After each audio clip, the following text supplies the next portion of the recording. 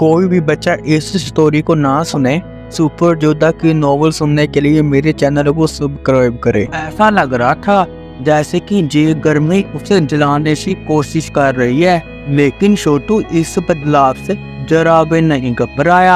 हालांकि ये गर्मी बहुत तेज और खतरनाक थी, लेकिन उस जैसे ताकतवर इंसान के लिए ये कुछ भी नहीं थी और अपनी राजसी सितारा शक्ति को बढ़ाकर इसे काबू किया।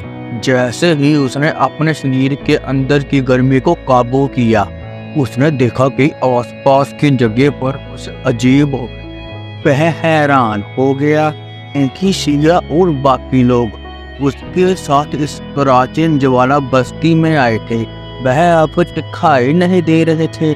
उसने तुरंत अपनी शक्तिशाली सितारा शक्ति को सक्रिय किया और चारों ओर देखने लगा। जो दृश्य उसके सामने था वो ऐसा नहीं था जैसा उसने सोचा था। उसे एक चमकदार लाल धरती दिखाई दी। इस धरती से गर्मी की लहरें उठ रही थी, जिससे हवा भी हल्की हल्की विकृत दिख रही थी। क्या ये प्राचीन ज्वाला बस्ती है?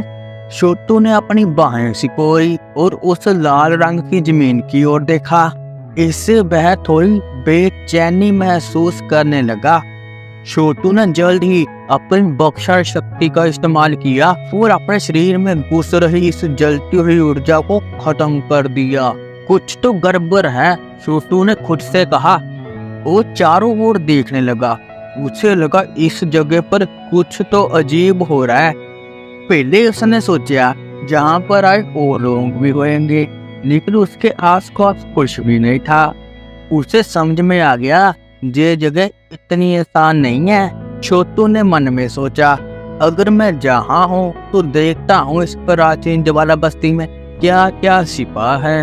यह सोचकर वो मुस्काया और फिर चमकदार लाल जमीन के अंदर बढ़ने लगा। चलते चलते छोटू ने देखा कि इस जमीन पर अनगिनत छाया थी। ऐसा लग रहा था जहाँ कभी कोई बड़ा युद्ध होया हो। उसने टूटी हुई तलवारें और बाले भी देखे, तो इस जगह की वीरानी को और भी डरा रहे थे। ये जगह शायद कुछ बड़े युद्ध का गुबार रही है, छोटू ने मन में सोचा। उसे इस जमीन को देखकर ये एहसास हो गया था कि जहाँ पर कोई बहुत बड़ी लड़ाई हुई है। क्या ये जगह प्राचीन ज्वाला बस्ती का कोई इम्तिहान है? उसे महसूस हुआ कि जहाँ की जगह बहुत जलती हुई और चुभने वाली है, जिससे इंसान बेचैन हो सकता था। लेकिन उसकी बख्शन शक्ति की वजह से उसे कोई परेशानी नहीं हो रही थी। उसे चलते चलते ख्याल आया, मुझे नहीं पता उमा, गुड़िया और बाकी लोग कहाँ है। गुड़िया? छोटू हैरान हो गया। वह दूर से देख पा रहा था ये आकृति की बहन गुड़िया की थी। उसे देखकर वह बहुत खुश हो गया। बड़े भाई छोटू। गुड़िया ने भी उसे देख लिया और उसके चेहरे पर खुशी फैल गई। वह तेजी से दौड़कर बड़े भाई छोटू के पास आई। छोटू ने भी तेजी से कदम बढ़ाए, लेकिन उसकी मुस्कान अचानक गायब हो गई। रिया के हाथ में एक खंजर था जो तेजी से उसकी ओर बढ़ रहा था। वह खंजर बहुत तेजी से छोटू की गले की तरफ आ रहा था, लेकिन छोटू ने तुरंत प्रतिक्रिया दी।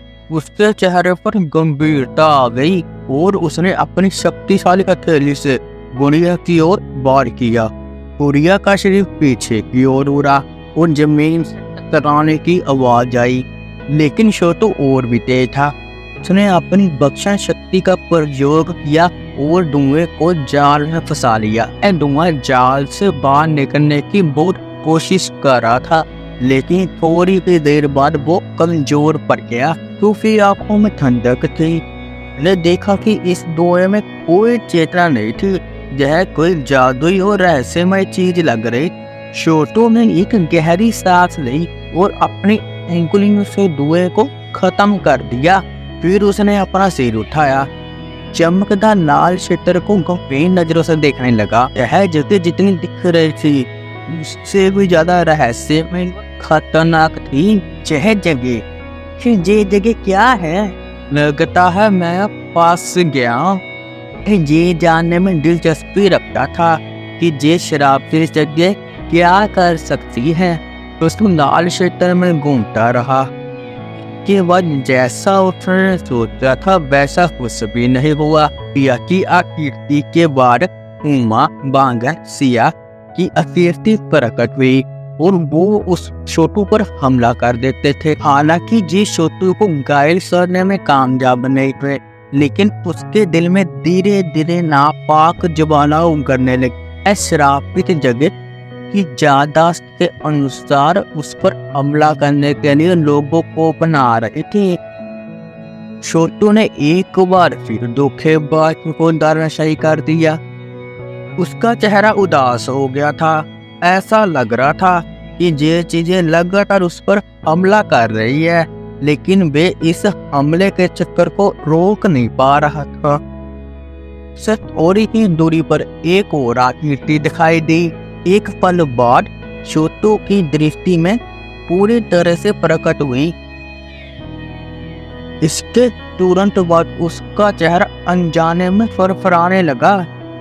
यह इसलिए था जो इस बार दिखाई दिया था वो अरान्या थी। उसने पहल की और शरीर आगे की ओर बढ़ा और एक राशि बल बिजली की गति से थोड़ी दूरी पर दिखाई देने वाली आकृति को लगा। वह सुंदर आकृति जो अभी अभी प्रकट हुई थी। उसने देखा कि कोई उस पर आक्रमण कर रहा है तो वो स्पष्ट रूप से थोड़ा चौंक गई। उसने अपने सुंदर पैरों से इस मुट्ठी को चकमा दिया। छोटू पहले ही उसकी आवाज सुनकर उसके पास पहुंच चुका था। इस दूरी से वह पहले ही रानिया का सुंदर चेहरा देख सकता था।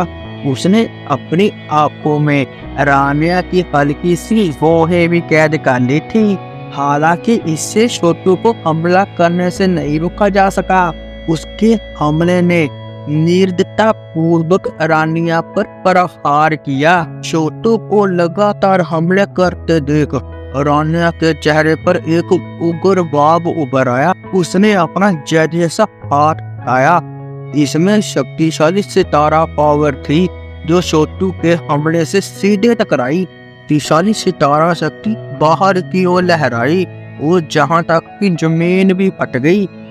बिना तैयारी के छोटू भी जल्दी से एक दर्जन से अधिक कदम पीछे हट गया, परंतु उसका चेहरा आश्चर्य से भर गया। उसने सोचा इस बार जो धोखेबाज दिखाई दिया उसके बाद से इतनी ताकत क्यों है? तुम क्या कर रहे हो? उसके सामने खड़ी आकृति ने पहले ही अपनी बाहें सिकोड़ ली थी, बल्कि विराज स्तब्ध रह गया। उसकी ठंडी आवाज में क्रोध का एक अतिरिक्त संकेत था। तुम बोल सकते हो? छोटू एक बार फिर हैरान हो गया। तुरंत उसे कुछ याद आ गया और उसका चेहरा गंभीर हो गया। क्या तुम असली रानिया हो? उसने अपना सिर हिलाया। यह देखकर छोटू के चेहरे पर तुरंत शर्मिंदगी उभर आई। शायद उसे एहसास था उसने कितनी बड़ी इज्जत खो दी है।